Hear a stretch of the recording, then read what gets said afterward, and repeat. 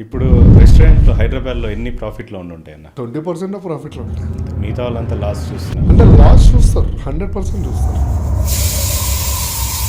ఇంకోటి కూడా ఉంది ఇక్కడ, వంటే కదా ఇంట్లో రోజు వండేదే కదా, ఆమ్లెట్ కదా ఇంట్లో వండే దోశ ఇడ్లీయే కదా అని ప్రతి ఒక్కరు ఈజీ అని బిజినెస్ ఓపెన్ చేసేస్తా ఉన్నారు. వాళ్ళకి మీరేం చెప్తారు? సార్ అట్లాంటి వాళ్ళు ఓపెన్ చేస్తారు సార్. అది అంటే చాలామంది ఏమనుకుంటారు అంటే ఫుడ్ బిజినెస్ ఓపెన్ చేయండి అంటారు. వాళ్ళకి తెలియదు ఫుడ్ బిజినెస్ నీకు డబ్బులు తెచ్చి పెట్టదు. Okay, it's rotation. నువ్వు ఎంత రొటేషన్ చేసుకుంటూ వెళ్తూ ఉంటావో ఇమీడియట్లీ ఇంకొకటి ప్లాన్ చేసుకుంటావో అప్పుడు నువ్వు సక్సెస్ చూస్తావు. అదే ఇండస్ట్రీలో డబ్బులు ఉంటాయి, అన్నీ ఉంటాయి, వస్తూ ఉంటాయి, పోతూ ఉంటాయి. ఎవ్రీ ఇయర్ 6 months బిజినెస్ చాలా బాగుంటుంది ఫుడ్ బిజినెస్. ఓకే, సో నీకు ఎప్పుడు పోతుంది ఫుడ్ బిజినెస్ అంటే కార్తీక మాసం, శ్రావణ మాసం, నవంబర్, అక్టోబర్ మాసాలు ఉంటాయి. వెజ్జే తింటారు, నాన్ వెజ్ తింటారు. Okay okay. డిసెంబర్లో ఫస్ట్ 10-15 days అందరు జాబులు చేసుకుంటారు, డబ్బులు దాచుకుంటారు. 15 days తర్వాత అందరూ ట్రిప్స్ ప్లాన్ చేసుకుంటారు.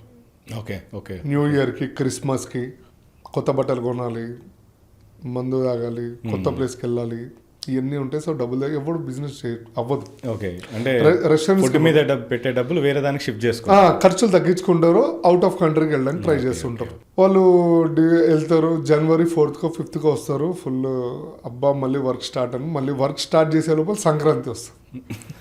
సంక్రాంతి రకాలు బీబర్ వెళ్తారు, డబ్బులు ఎగరేస్తారు, కోడి పందాలు, అది నాన్ వెజ్ అని అది అని వస్తారు. క్రెడిట్ కార్డులు ఉంటాయి, ఈఎంఐలు ఉంటాయి, ఇంటి రెంట్లు ఉంటాయి, పిల్లలకి జ్వరాలు వస్తాయి. ఓకే. సో 25th స్టార్ట్ అవుతుంది ఈఎంఐలు, క్రెడిట్ కార్డులు వెళ్ళి స్టార్ట్ చేసి Feb 5th మళ్ళీ same Feb 14th lovers day. పిల్లైన వాళ్ళకేమో భార్య ఏదో కోరుకుంటుంది, గిఫ్ట్ ఇవ్వాలి, శారీ కొనాలి, నగలు కొనాలి, పిల్లలకి అవి కొనాలి, ఇవి కొనాలి. నన్ను తీసుకెళ్ళలేదు, పెళ్ళికి ముందు బాగా ప్రేమించావు, నన్ను పెళ్ళి తర్వాత వదిలేసావు. పెళ్ళికి ముందంటే పని పట్ట లేదు, నేను పటాయించడమే పని. పెళ్ళి అయితే తర్వాత పట అయిపోయింది కదా, ఇప్పుడు నేను లైఫ్ చూడాలి, జాబ్ చేయాలి, డబ్బులు సంపాదించాలి, మనందరం హ్యాపీ ఉండడానికి. అది అర్థం చేసుకున్న వాళ్ళు హ్యాపీ లైఫ్ బాగుంటుంది. కానీ అదే ప్రేమ పెళ్ళికి ముందు ఉన్నది పెళ్లి తర్వాత చేయడు. పెళ్లి చూపులకు వచ్చిన తర్వాత పెళ్ళి అయిన మధ్యలో గ్యాప్లో 2 months కంటిన్యూస్ ఫోన్లో మాట్లాడుకుంటారు. చాలా చిల్లు. తర్వాత ఫోన్ మాట్లాడాడు, ఎందుకంటే అయిపోయింది కదా పెళ్ళి, అవసరం లేదు. సో ఈ Feb 14th అదొకటి న్యూసెన్స్ ఉంటుంది. తర్వాత 28 days ఫిబ్రవరి దరిద్రం. మళ్ళీ ఎవరైనా పొరపాటున 29th పుట్టారు అనుకోండి, ఫెబ్లో ఒక 10 days బిజినెస్ నడుస్తుంది. వాళ్ళది కూడా బిజినెస్ ఉండదు, ఇంకా వాళ్ళు రారు తినడానికి. తర్వాత మార్చ్ వస్తారు, ఇంకా వాళ్ళు లీప్ ఇయర్. ఆ బర్త్డే చాలా గ్రాండ్గా చేస్తాడు, ఎందుకంటే 4 yearsకి ఒకసారి వస్తుంది. అదే లేడీస్ జెంట్స్ బర్త్డే ఇవన్నీ కష్టాలు ఉంటాయి. మార్చ్ వచ్చింది అనుకోండి, ఇంకా ఫైనాన్షియల్ కష్టాలు, ట్యాక్సులు కట్టాలి, జిఎస్టీలు కట్టాలి. రెస్టారెంట్ వాళ్ళకి అదే తలకాయ నొప్పి ఉంటుంది, బయట ఉన్న ప్రతి ఎంప్లాయీకి అదే ప్రాబ్లం ఉంటుంది, డబ్బులు తీయరు. మధ్యలో సినిమాలు వస్తాయి, మంచి మంచి సినిమాలు వస్తాయి, ఇవన్నీ చూడాలి. ఇంకా ఏప్రిల్ నుంచి అన్న అక్టోబర్ దాకా భయంకరంగా నడుస్తుంది రెస్టారెంట్ బిజినెస్. మీరు ఓవరాల్ వాళ్ళ ఎక్సెల్ షీట్స్ ఇవన్నీ చూడండి. ఏప్రిల్ టు అక్టోబర్ భయంకరంగా నడుస్తుందా, వాళ్ళు సంపాదించిన డబ్బు అంతా ఇంత ఉండదు. నేను చెప్తున్నాను కదా, నా భూతో నా భవిష్యత్తు. ఆడు కార్లు తీస్తాడు, చిల్ అవుతాడు, ట్రిప్పులకి వెళ్తాడు, అంతా అసలు బ్యూటిఫుల్గా ఉంటుంది. నవంబర్ నుంచి స్టార్ట్ అవుతుంది. మళ్ళీ నవంబర్ కార్తీక మాసమా ఏదో ఉంది, ఏ మాసం, నవంబర్ డిసెంబర్ స్టార్ట్. నవంబర్ నుంచి మార్చ్ దాకా డల్ సీజన్. సో ఈ సంపాదించిన డబ్బు అందులో పెట్టాలి మళ్ళీ.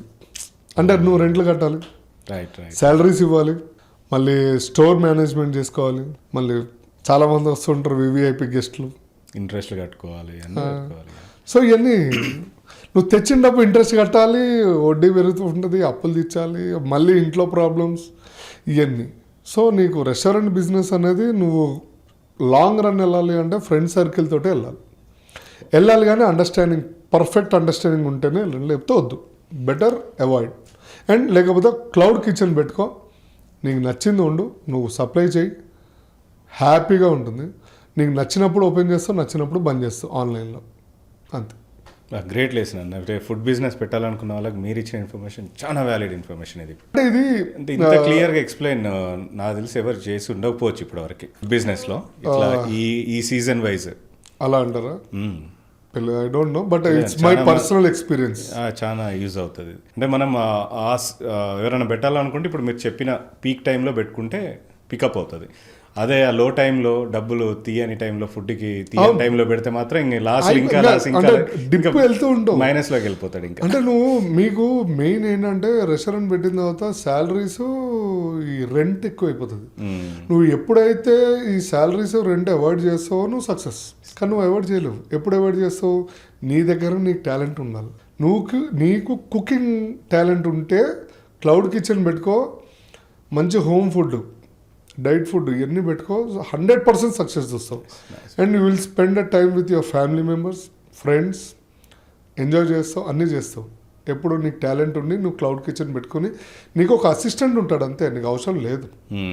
ఇన్ని ఆర్డర్స్ తీసుకో, ప్రీ ఆర్డర్స్ డైలీ 10-15 ఆర్డర్స్ తీసుకో, వండిచ్చేసి అయిపోతుంది, క్లోజ్. ఇప్పుడు చాలామంది కమ్యూనిటీస్లో ఇదే చేస్తున్నారు. లేడీస్ హోమ్ ఫుడ్ అని చెప్పి అమ్ముతున్నారు. అవును అవును. ప్రీ ఆర్డర్ తీసుకుంటారు 1 day బిఫోర్. దానికి తగ్గట్టుగా సామాన్ తెచ్చుకుంటారు. సామాన్ తెచ్చుకుని లిమిటెడ్గా వాళ్ళు వండుకొని వీక్లీ 2 or 3 days చేస్తున్నారు. డబ్బులు వస్తున్నాయి. వాళ్ళు ఎందుకు కష్టపడుతున్నారు అంటే బికాస్ ఆఫ్ రేట్లు అన్నీ పెరుగుతున్నాయి. ఇప్పుడు స్కూల్ ఫీజులు, పిల్లల ఫీజులు, మన హాస్పిటల్ ఫీజులు కానీ, బయట కిరాణా సామాన్ అన్నీ ఉన్నాయి. సో అవన్నిటికీ ఇద్దరు కష్టపడితేనే పని అవుతుంది. అట్లా స్టార్ట్ చేసి 1 year 2 years తర్వాత పెద్ద బ్రాండ్ అయిపోయిన వాళ్ళు కూడా ఉన్నారు. ఆర్డర్స్ హ్యాండిల్ చేయని వాళ్ళు కూడా ఉన్నారు. చేయని వాళ్ళు ఫుడ్ ఇష్టపడి ఆర్డర్స్ వచ్చి. కానీ అది కన్సిస్టెన్సీ నువ్వు మెయింటైన్ చేస్తే you are the successful person. అట్లా పెద్ద పెద్ద బుక్కుల్లో పడతారు ఫ్రంట్ పేజీల్లో. ఎప్పుడైతే నువ్వు చేసినప్పుడు టేస్ట్ ఉంది, మారిపోతే పెద్దగా ఉన్నప్పుడు టేస్ట్ మారిందంటే ఎవడు రాడు. ఇప్పుడు కస్టమర్స్ కూడా, పబ్లిక్ కూడా చాలా చాలా తెలివైన వాళ్ళు అండి. అవును. బాగుందా లేదా అని చూస్తారు. బాగాలేకపోతే అయిపోయింది, వర్డ్ ఆఫ్ మౌత్లో కట్. ఇప్పుడు రెస్టారెంట్లో హైదరాబాద్లో ఎన్ని ప్రాఫిట్లో ఉండుంటాయి అన్న మీకు? 20% ప్రాఫిట్లో ఉంటాయి. మిగతా వాళ్ళంతా లాస్ చూస్తున్నారు. అంటే లాస్ చూస్తారు, 100% చూస్తారు. రొటేషన్లో ఉంటుంది. వాళ్ళు మనసాక్షి వాళ్ళు చెప్పుకుంటారేమో బయట గొప్పగా, కానీ 100% 80% లాస్.